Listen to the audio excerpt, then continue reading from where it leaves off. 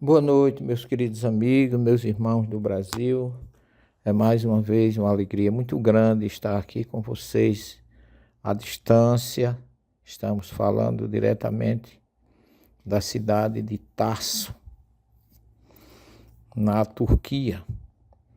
Nós despertamos hoje cedinho, tomamos café e saímos de Antioquia com destino a Tarso. Rodamos uma distância de 250 quilômetros e chegamos em Tarso. Fomos visitar a cidade de Paulo, os pontos mais importantes que nos ligam ao passado deste homem tão importante na vida de Jesus e nas nossas, pelo legado, por tudo que ele deixou como testemunho do amor que dedicou a Jesus. Entramos na cidade e uma coisa que chama logo a atenção é a porta de Cleópatra, onde Marco Antônio e Cleópatra entravam naquela cidade. Uma cidade onde os pais de Paulo, pai e a mãe, moravam como comerciantes que eram, forneciam todos os tecidos para os batalhões romanos naquela época, viviam zelando e pondo ordem naquela cidade. E ali foi que Paulo nasceu, depois foi estudar em Jerusalém, foi aluno de Gamaliel, e tudo isso a gente vai passando como um filme na nossa mente e assimilando o testemunho desse homem. Ao chegar na cidade, fomos visitar o bairro judeu, onde os pais dele moravam, e ali tem uma fonte, um poço, que é atribuído a um poço que servia água àqueles que ali moravam, no conhecido bairro judeu, e que aquele poço provavelmente foi visitado pelo Paulo ainda criança, morando com seus pais ali. E o poço hoje tem o nome de Poço de Paulo, com muita racionalidade e muita lógica, e até mesmo uma forma de imortalizar aquela fonte, onde vêm as pessoas, tem um senhor que tira a água do poço para a gente lavar o rosto, para a gente sentir a pureza daquela água que está jorrando no mesmo poço, depois de aproximadamente 2000 anos do nosso conhecimento. E, na sequência, visitamos o bairro judeu, ruínas das ruas romanas na cidade de Tarso, e em seguida nós fomos visitar a igreja de Paulo. Ali hoje tem uma construção que foi do século XIX, mas que foi levantada ou erguida em cima de restos de uma igreja que provavelmente foi a primeira construída no século IV, depois que Constantino permitiu que os judeus, que os cristãos tivessem liberdade religiosa e livre trânsito dentro do Império Romano. Foi aí que nós, reunidos com os nossos irmãos, aproveitamos para contar resumidamente a história de Paulo, a sua cidadania romana, que ele conseguiu por ser filho de um casal que trabalhava para o Império Romano, e que existem duas versões para a cidadania romana dos pais de Paulo. A primeira, que teria sido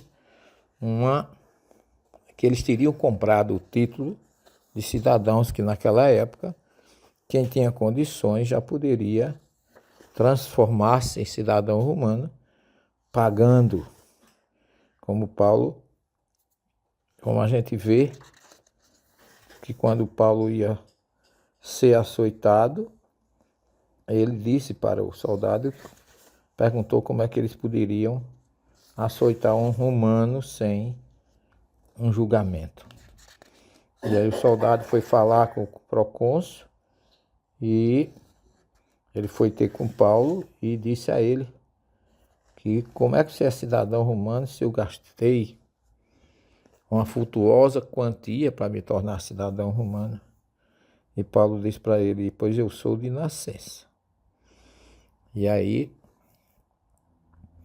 nós temos a possibilidade, os pais dele terem comprado ou recebido dos romanos, como gesto de reconhecimento aos serviços prestados, o título de cidadão. O importante é que ele era romano.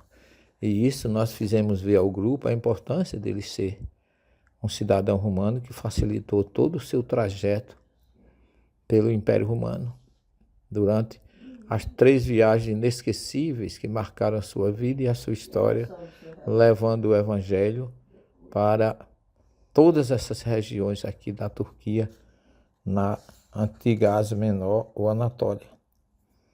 E assim, depois de falar resumidamente para os nossos irmãos sobre a importância de Paulo, como ele se converteu na estrada de Damasco, depois daquela história toda que nós sabemos, do episódio dele com Estevão, o primeiro mártir, que foi um divisor de águas entre o cristianismo nascente e o judaísmo. E depois falamos de como ele começa a sua missão, depois de encontrar Jesus na estrada de Damasco, e aí sua vida dá uma reviravolta imensa, e ele começa então a pregar Jesus em Damasco, e daí vai em frente, levando por toda essa região. No Evangelho da Noite, nós respondendo a uma pergunta de uma das nossas irmãs que estavam conosco, a Paula, pedindo que eu fizesse um resumo das viagens de Paulo, e nós começamos a falar de uma forma resumida, né, que Paulo e Barnabé e João Marcos foram os primeiros, ou foram os iniciadores da tarefa de Paulo por esta região, que caminhou 12.500 quilômetros a serviço de Jesus. Então, ele partiu, depois de haver a comunidade de Antioquia, que disse que tinha médios que oraram e escolheram, depois do jejum e da oração, escolheram Paulo para, junto com Barnabé, realizar a tarefa da primeira viagem. Mas ali existiam outros membros da comunidade de Antioquia, né? Como nós sabemos, Lucas, que também fazia parte com ele, Simeão, o Níger, o negro, Lúcio de Cirene, Manaém, companheiro de infância do tetrarca Herodes, e Saulo. Então esses eram os principais elementos que compunham a comunidade de Antioquia, representando seguidores de Jesus. E que depois de escolhidos, eles partiram do porto de Seleucia e dali se deslocaram para Chipre, tendo chegado a Salamina, e ali começaram a anunciar a mensagem de Jesus nas sinagogas dos judeus, tendo também João Marcos como auxiliar. Depois que eles atravessaram toda a ilha até Pafos, encontraram um mago, falso profeta, que era judeu, e se chamava Bar Jesus, que ele estava com o procônsul Sérgio Paulo, que era um homem prudente, desejoso de ouvir a mensagem de Deus. Mandaram chamar Barnabé e Saulo. Elimas, porém, o mago, assim se traduz o seu nome, começou a se opor a eles, procurando afastar o procônsul da fé. E nesse caso, nessa situação, Paulo utilizou sua faculdade mediúnica de efeito físico e, fixando nele os seus olhos, disse: homem cheio de toda falsidade e de toda malícia, filho do opositor e inimigo de toda a justiça. Não cessarás de perverter os caminhos do Senhor, que são retos, pois agora a mão do Senhor está sobre ti.